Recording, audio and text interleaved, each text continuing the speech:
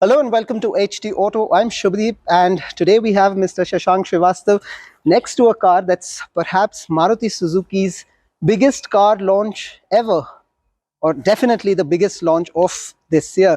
Shashank, thank you so much for taking the Thank time you. out. Thank you for having me. Is the Jimny the biggest ever launch from Maruti Suzuki, not just in terms of sales potentials, but in terms of the statement that you want to make through it? Yeah, so I think it's I wouldn't I don't have a parameter to say whether it's the biggest or not, but certainly it is one of the biggest, no doubt about it.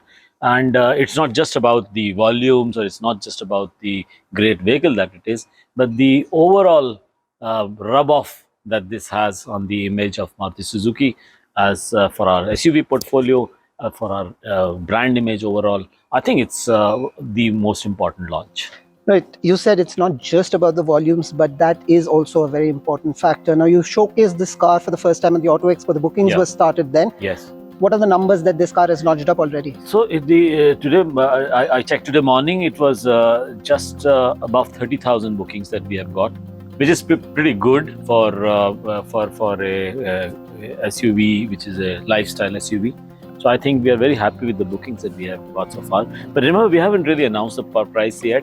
We'll do it in the first week of June, and that's when the actual sale of the vehicle starts. Right. So 30,000 bookings and counting, even without announcing the pricing. That is actually saying something. Absolutely. But with a car like the Jimny, what sort of target audience is Maruti Suzuki really looking at? So largely, as I mentioned, it comes in the compact SUV space. That compact SUV segment is now the largest in the passenger vehicle segment, and as it has grown, it's last year it was about 8 lakh 70,000 cars in the compact SUV. What we find is, as the segment grows, then you see emergence of sub segments within that larger segment. We have seen it happening in hatches, we have seen it happening in sedans, we see it happening in MPVs, and now in SUVs as well. So in the compact SUV segment, we saw the emergence of two big segments, or at least distinct segments. First was the urban, sophisticated, technology savvy consumer who wants to have more features, wants to have something new and different, and that is where we have the Fronx. Um, and then there is the other subsegment, which is about lifestyle SUV. It's about people who have a different lifestyle, people what we call off-grid living. So it's not just off-roading, but also off-grid living. People who are very passionate about their hobbies or some pursuit of life. And this is one big segment which requires off-roading capabilities also, because they go to places which are not the normal destinations which a usual consumer would go. So one is those category of people. The second category of the people are also people who may not be using it for off-roading, but who definitely want to have an image of some sort of a status, or of having a lifestyle, and they could be very urban as well. This car is great for urban users also, because not only is it very maneuverable, but also it has great ground clearance.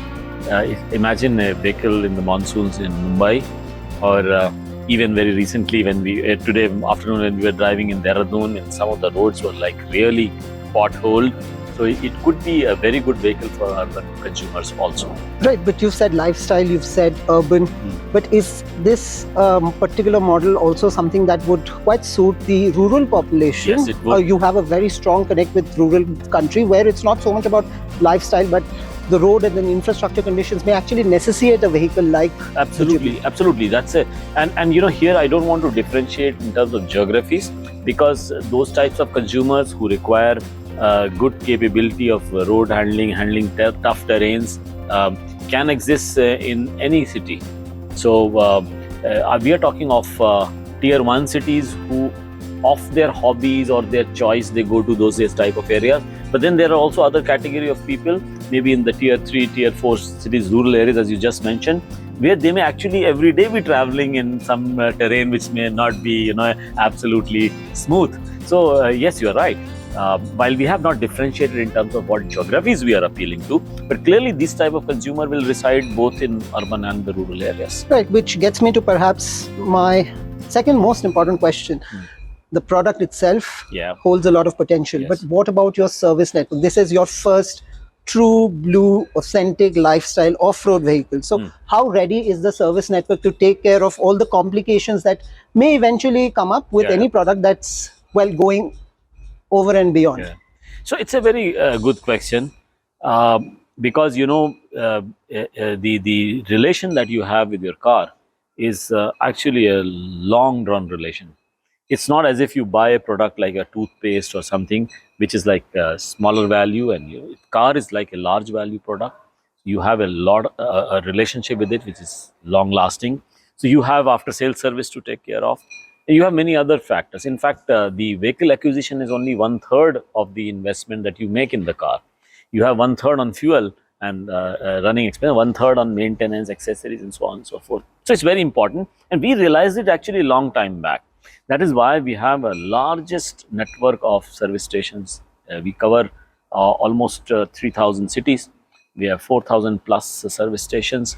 They are all equipped with all the equipment which are required for servicing of such vehicles even, and No, also so spare parts. let me just interrupt you there. Service of such kind of vehicles, you're saying, is also something that your service centers, extensive as they are absolutely ready. Capable of and ready, because we have gone through some special training courses for our mechanics and our workshop personnel, for even spare parts, and the diagnostics. These are all things which we are very conscious of, and it is actually for all models that we introduce. This is a little more complicated because it's off-road, and that's why I think the Yes. question. But really, consumer satisfaction over a long term is also has to take care of the after-sales service requirement of that. This we realized long time back.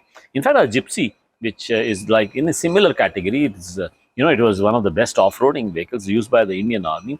They're managing the after-sales, managing the maintenance, managing the spare parts, diagnosis, that required special training, special focus.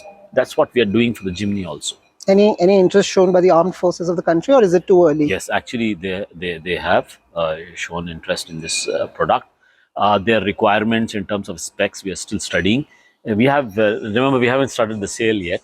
So once that happens, yes, So it is on the horizon. it is on the horizon. Yes. All right, fantastic. Yeah. So big takeaways, lifestyle vehicle primarily oriented towards the urban lifestyle seeker, but also can have practical use in Absolutely, smaller cities. yes. And 30,000, fantastic numbers.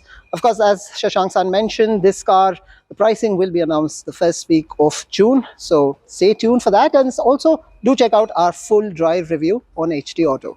For now though, Shashank San, thank you so much for speaking. Thank you very much.